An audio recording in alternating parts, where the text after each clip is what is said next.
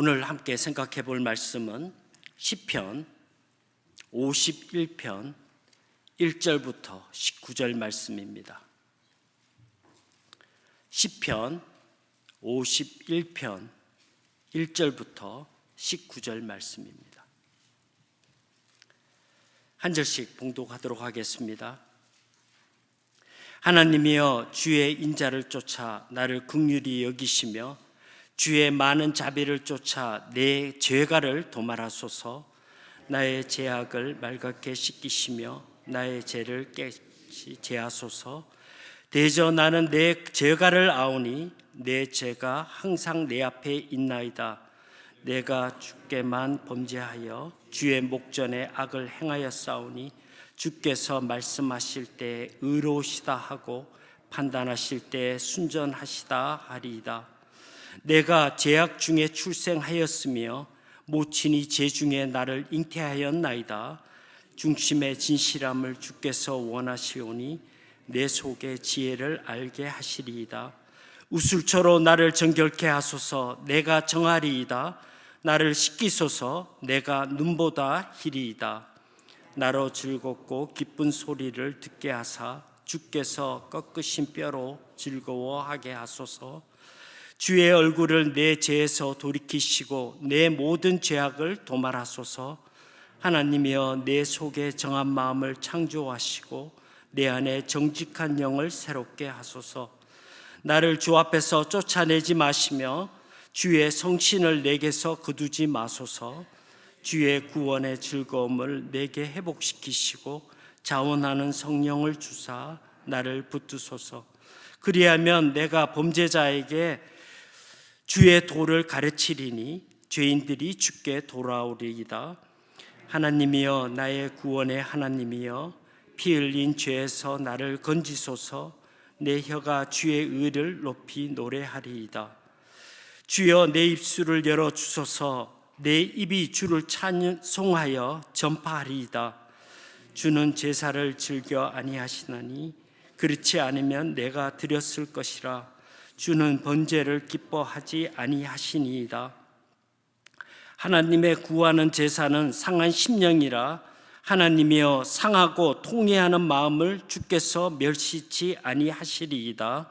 주의 은택으로 시온의 선을 행하시고 예루살렘 성을 쌓으소서. 함께 읽겠습니다.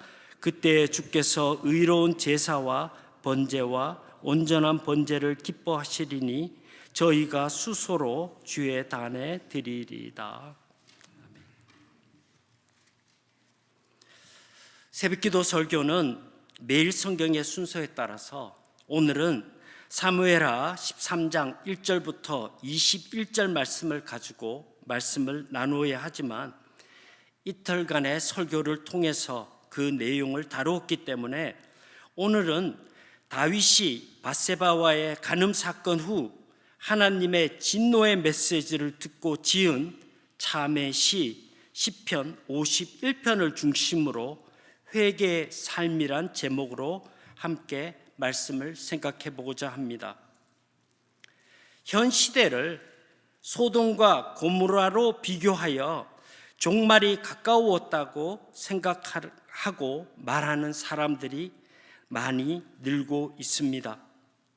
감정, 도덕, 상식이 상실되고 물질 우선주의 혹은 자기 중심주의에 빠져 있는 타락된 세상으로 변해간다는 의미이기도 합니다. 상대는 배려하지 않고 자신의 주장과 변명만이 옳다고 우기는 세상의 현실을 걱정스러운 마음으로 바라보는 사람들이 많아지고 있다는 것입니다. 얼마 전 넷플릭스에서 소년범죄라는 드라마를 우연히 보게 되었는데 10대들의 죄에 대한 사고나 인식이 얼마나 잔인하고 범죄에 대해 무감각한지 두려운 생각마저 들었습니다. 이 모든 사건들을 관심을 가지고 들여다보게 되면 어른들의 잘못에서 비롯되고 있다는 사실을 우리는 쉽게 알 수 있습니다. 교육적으로나 신앙적인 면에서 교회 공동체가 관심을 가지고 집중적으로 사역해야 할 사명이 있음을 절감하게 됩니다. 하지만 우리 자신들이 먼저 하나님 앞에 얼마나 하나님 중심적이고 신앙 우선주의로 살아가고 있는지 돌아보면 교회가 왜 회개 운동이 일어나야 하고 필요한지를 알게 됩니다. 그동안 아침 큐티를 통해서 사무엘서를 살펴보면서 다윗의 생애 가운데 가장 힘들고 위기의 순간이라면 밧세바와의 간음 사건이었습니다. 다윗은 블레셋 장수 골리앗을 대적하던 나이가 20세 정도였고 물매와 돌멩이 5개로 상대할 수 있었던 것은 온전히 하나님의 능력을 의지했을 때입니다. 사울 왕의 위협으로부터 피해 도망할 때 2번 죽일 기회가 있었지만 하나님의 권위를 인정했기 때문에 살인하지 않았습니다. 심지어 도망자 신세로 적국 블레셋에서 미친 채 하며 살아남았을 때도 하나님의 선하심을 높이며 찬양했던 사람이었습니다. 신앙적인 삶을 살기 위해서, 죄로부터 멀어지기 위해서 몸부림치던 모습을 우리는 성경 곳곳에서 발견할 수 있습니다. 밧세바 사건이 일어난 시기가 그의 나이 50세였다면 30년 동안 범죄하지 않을 수 있었던 이유는 하나님께서 자신을 지켜보고 계시며 다스리시고 계신다는 사실을 알고 있었고 하나님께서 베푸시는 은혜에 강해서 살고 있다는 체험을 했었기 때문입니다. 그러나 다윗이 범죄 속에 빠질 때 하나님을 잊고 있었고 도리어 하나님을 업신여기고 속이는 자로 변질되었고 따라서 그의 인생도 몰락하게 되었습니다. 나단 선지자로 인해 회개함으로써 하나님과의 관계가 회복되는 은혜를 입기는 했지만 너무나 많은 형벌에 직면하게 되었습니다. 사무엘하 12장 1절부터 13장 39절까지의 말씀에서 보면 다윗의 간음 사건, 암논의 다말 강간 사건, 그리고 압살롬의 암논 살해 사건까지 하나님의 심판은 이어지고 거기에는 죄라는 단어와 연결되어 있음을 우리는 볼 수 있습니다. 먼저 다윗의 범죄 사건과 관련하여 죄의 특징이 무엇인지 한번 정리해 보고자 합니다. 한마디로 죄는 하나님께서 우리 인생을 지켜보고 계신다는 사실과 우리의 삶을 다스리신다는 생각을 하지 않는 것이라고 설명할 수 있습니다. 인생이 자기 것이라고 착각하고 자기 만족과 기쁨을 추구하며 살다가 보면 자기 중심에 빠져들게 되고 결국 하나님이 함께 하시지 않는 초라하고 불완전한 모습만 남게 된다는 것입니다. 하나님이 없는 빈자리에 세속적인 가치가 차지하게 되고 사탄의 간교하고 사악한 수법에 이용당하고 악한 인간의 모습으로 살아가게 됩니다. 이것이 불신자의 모습입니다. 순간적이지만 다윗은 하나님의 존재를 잊어버리고 자신의 만족과 권위에 빠져서 하나님의 말씀보다 자신의 주장과 방식을 추구하며 살았던 것이 범죄였음을 본문에서 잘 말해주고 있습니다. 그러나 하나님께서는 이런 다윗의 악하고 처참한 모습을 보고만 계시지 않고 너무나 자연스럽게 죄를 짓고 있는 그를 말씀으로 깨닫게 하시고 회개의 자리로 이끌어 내십니다. 회개는 자신이 하나님 앞에 죄인임을 고백하고 용서를 구하는 것입니다. 회개의 삶이란 날마다 자신의 잘못에 대해 고백하는 것이 아니라 하나님 앞에 자기의 처지를 알고 하나님의 은혜가 아니면 삶의 의미가 없음을 고백하는 것입니다. 오늘 시편 51장 1절부터 19절 말씀에는 다윗이 범죄에 대한 회개의 기도를 시로 기록하고 있는 내용입니다. 1절부터 9절은 죄사함을 위한 기도, 그리고 10절부터 19절은 온전한 회복을 위한 기도로 구성되었다고 할 수 있습니다. 이 말씀을 통해서 회개의 삶이 무엇인지 함께 생각해 보는 시간이 되고자 합니다. 첫째, 죄사함을 위한 회개의 기도에 대해서 살펴보자면 범죄한 다윗은 죄 용서를 반복해서 강구하고 있습니다. 1절부터 2절 말씀에 보면 하나님이여 주의 인자를 쫓아 나를 긍휼히 여기시며 주의 많은 자비를 쫓아 내 죄가를 도말하소서. 나의 죄악을 맑게 씻기시며 나의 죄를 깨끗이 제하소서. 자격이 있어서가 아니라 하나님의 약속하신 인자와 긍휼을 의지하여 간구하고 있는 것입니다. 그리고 7절 말씀에 보면 우슬초로 나를 정결케 하소서. 내가 정하리이다. 나를 씻기소서. 내가 눈보다 희리이다. 여기 나오는 우슬초는 정결의식에 사용했던 식물로서 심각한 상태를 치유하는 것을 의미하고 있습니다. 완전한 사죄의 은혜와 온전한 회복을 간구하는 기도라고 할 수 있습니다.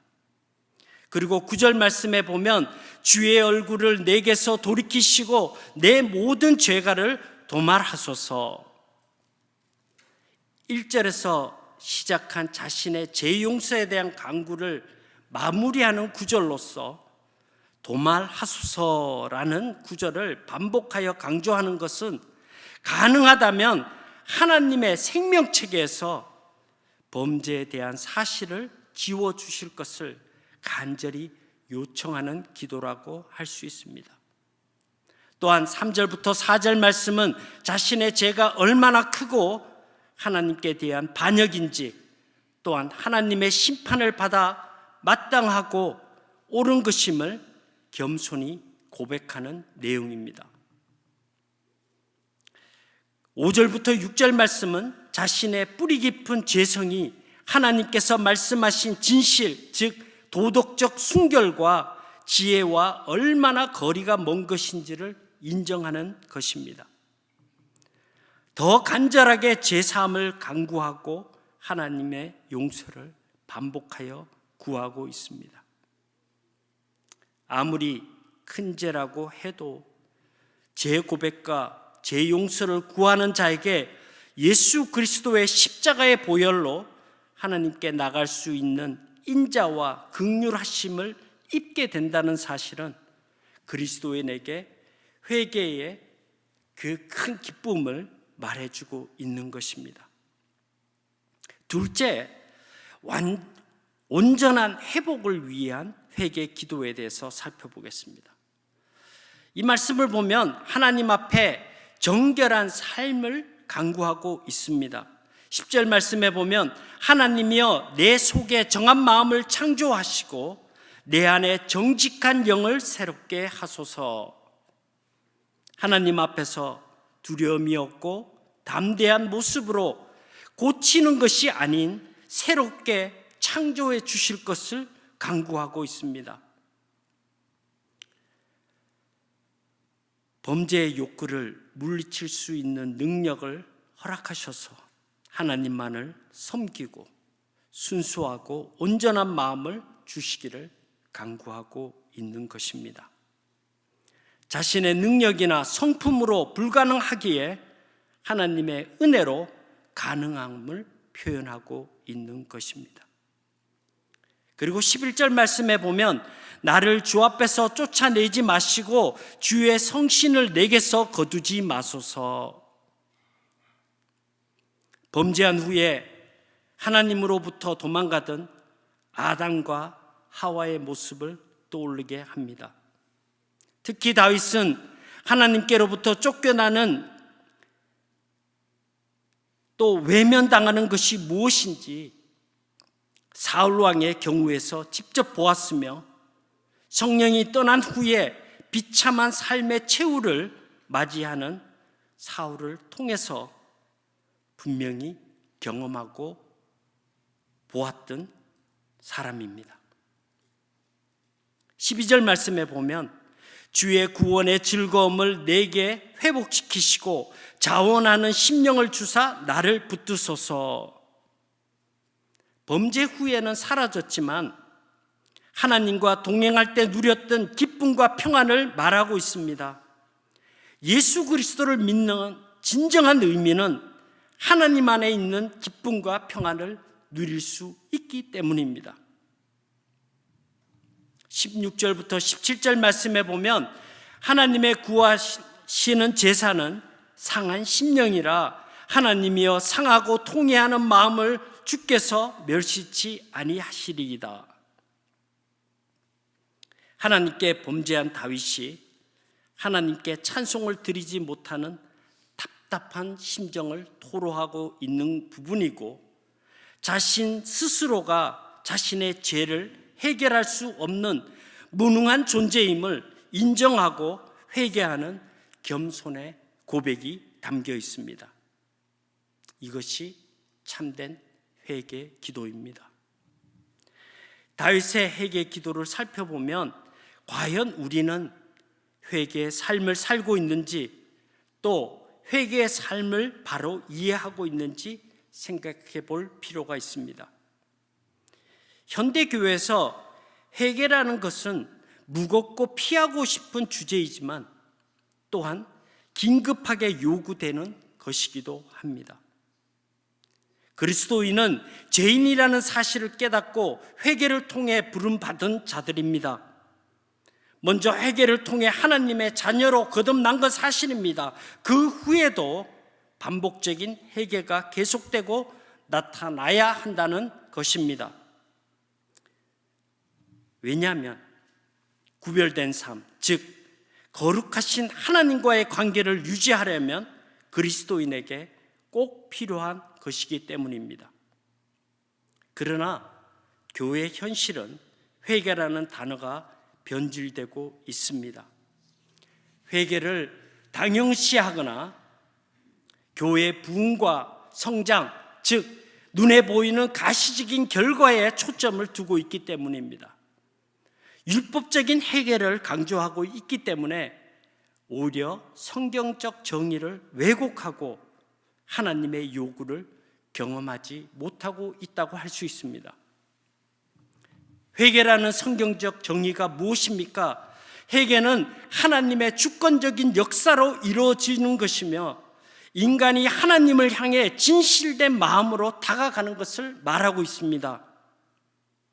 교회는 성도들이 회개를 오해하거나 멀리하는 것이 아니라 회개의 본질을 깨닫고 자신을 변화시키고 온전한 신앙 인격체로 성장해 가도록 도와주어야 합니다. 날마다 하나님께로 가까이 다가오는 것을 원하시는 하나님의 마음을 알도록 가르쳐 주어야 합니다.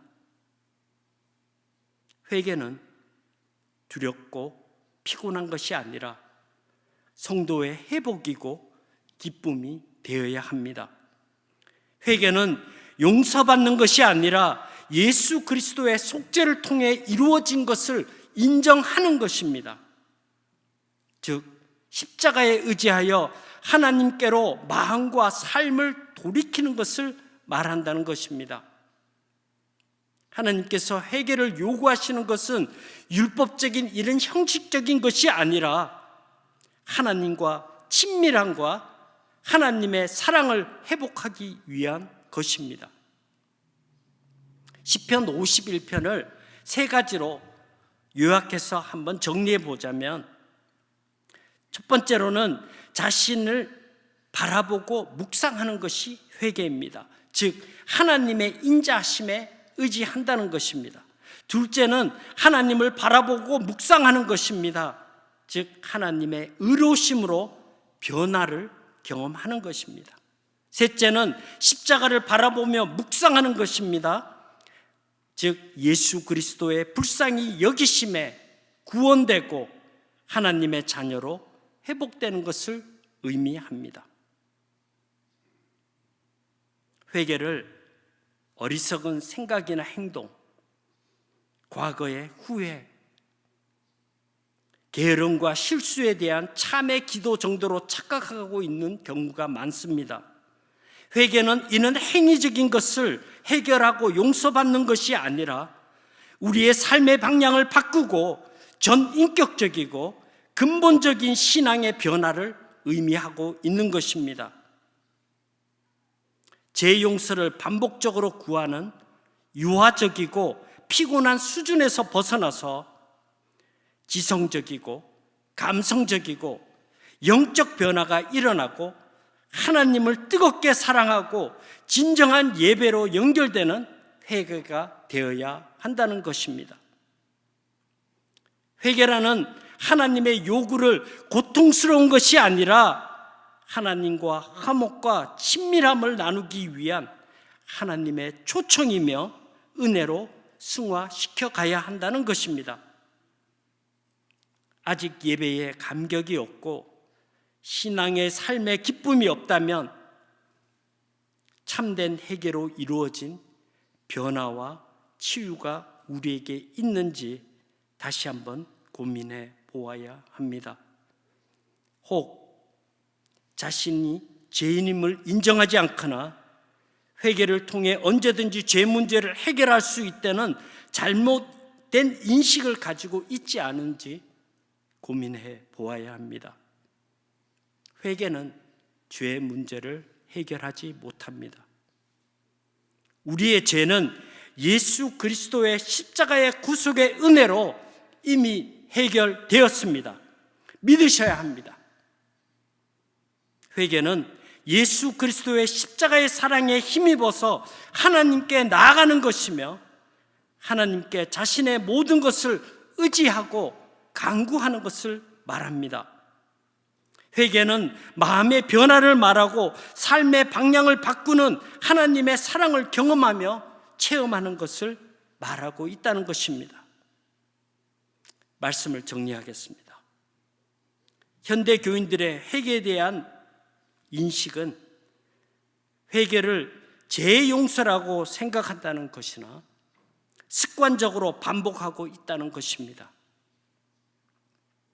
회개의 본질과 목적을 다시 한번 발견하고 하나님 안에 자유와 기쁨을 누리는 우리 모든 성도들이 되시기를 바랍니다. 개인적으로는 회개라는 방법을 통해서 예수 그리스도의 사랑을 날마다 깨닫고 하나님의 자녀로 회복되고 성숙해가는 삶이 되시기를 바랍니다. 공동체적으로는 회개라는 은혜의 방법을 통해서 진정한 예배 공동체로 회복되고 이웃에게 예수 그리스도의 사랑으로 나타나는 선교를 실행하는 교회로 변화되어야 합니다. 그리스도인들은 부정한 마음이 정결한 마음으로 재창조되었기에 기도할 수 있는 것이며 신앙 성숙을 위해 회개 기도를 반복하고 있는 것입니다. 회개는 하나님의 사랑의 손길을 느끼는 것이며 기쁨으로 초청이고 자신의 삶의 변화를 경험하는 것이며 교회와 사회 속에서 하나님의 나라가 회복되어 가는 것입니다. 다 같이 기도하겠습니다. 알고 모르고 죄를 짓고 사는 우리를 사랑하시는 하나님 아버지, 씻을 수 없는 죄로 인하여 회개하던 다윗을 통해서 하나님 앞에 뉘우치는 마음으로 새롭게 하실 하나님을 바라보게 하시니 감사를 드립니다. 통회하는 심령을 기뻐하시는 하나님께 기도합니다. 성령께서 역사하셔서 회개의 삶을 통해 날마다 우리를 새롭게 하여 주시고 기쁨과 평안의 자리로 이끌어 주옵소서. 하나님으로 기쁨과 평안을 누리는 생명의 강에 살도록 인도하시고 간구하시는 우리 주 예수 그리스도의 이름으로 기도드리옵나이다.